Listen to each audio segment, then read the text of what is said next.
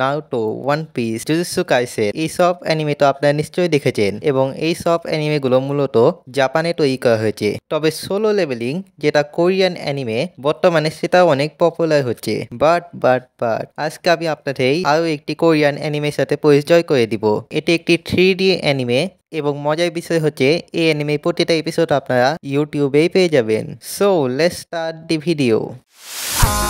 Eyes in the sky, gazing far. তো যদি আপনার আমার মতো দিন রাত 24 ঘন্টা শুধু কার্টুন নেটওয়ার্কটি দেখতেন তো আপনারা নিশ্চয় এই অ্যানিমে দর্শনও পেয়েছেন। এই অ্যানিমেটির নাম হচ্ছে রানিং ম্যান এবং সত্যি কথা বলতে আগে আমি এই অ্যানিমেটি অনেক বড় ফ্যান ছিলাম, এখন অবশ্য আমি ডিমন স্লেয়ারের ফ্যান হয়ে গেছি। প্রথমে কথা বলা যাক এই অ্যানিমেটি কাহিনী কিসের উপরে।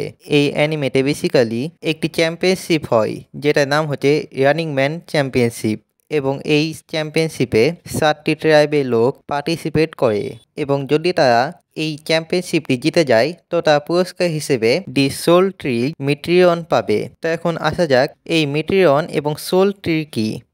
অনেক বছর আগে লোগেন অথবা ওগেন নামে কি বা একটি ক্রিয়েচার ছিল।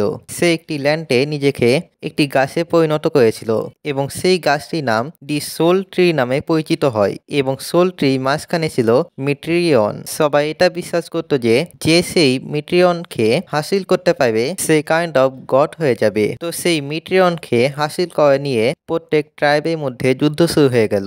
তবে একদিন এই সকল যুদ্ধে বিরক্ত হয়ে সকল ট্রাইবের মেম্বার একটি কনক্লুশনে আসলো যে সকল যুদ্ধ বাদ দিয়ে একটি চ্যাম্পিয়নশিপ করা হোক যেখানে প্রত্যেক ট্রাইবের মেম্বাররা পার্টিসিপেট করবে এবং যে জিতবে মিট্রিয়ন সেই ট্রাইবের মেম্বারকে দিয়ে দেওয়া হবে এবং সেই চ্যাম্পিয়নশিপের নামই হচ্ছে দি রানিং ম্যান। তো এখন কথা বলা যাক যে এই অ্যানিমে আর্ট স্টাইল কেমন।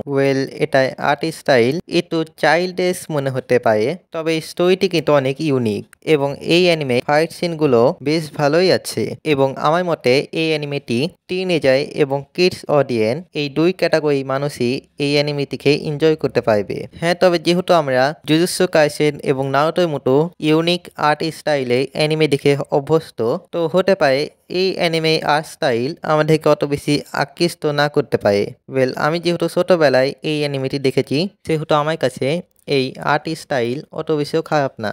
তবে এখন আপনাদের কাছে এই আর্ট স্টাইল কেমন লাগবে সেটা পুরোপুরি আপনাদের উপরে নির্ভর করছে এবং এই অ্যানিমে 2টি সিজন আছে এবং একটি মুভি আছে এবং এই অ্যানিমেই 3য় সিজনেই ট্রেলার চলে এসেছে যেটা ইউটিউবে অ্যাভেলেবেল আছে।